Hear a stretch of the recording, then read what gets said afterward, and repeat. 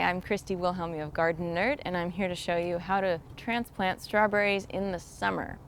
Now, summer's not really the ideal time to transplant strawberries, or any plant for that matter, because the intense sunlight can really fry your plants.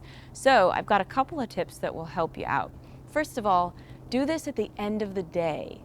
When you plant something at the end of the day, it has overnight to get acclimated to its new location and is less likely to completely poop out on you.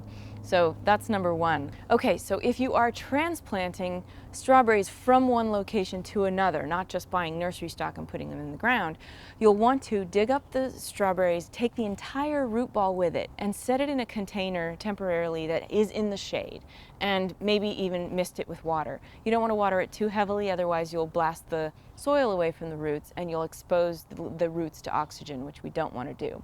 So keep them in the shade. And then prepare your new area with an inch or so of compost and work that into the existing soil. And then transplant that entire root ball into the new space right up to the crown. So you don't want to bury the crown, just bury the roots and leave the place where the roots come together and the foliage starts above ground. Water your whole area after you've transplanted with kelp emulsion, because that helps ease transplant shock. And the main thing that you should do in the summer, because it's incredibly hot, is use shade cloth.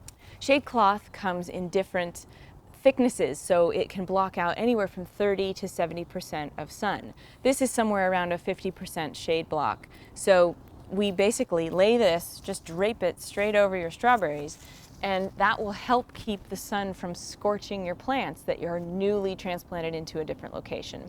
If you need to use hoops and drape it over that to keep them above ground, to keep the strawberries from getting trampled, although this is pretty lightweight, so it's not going to crush the strawberries at all, you can do that.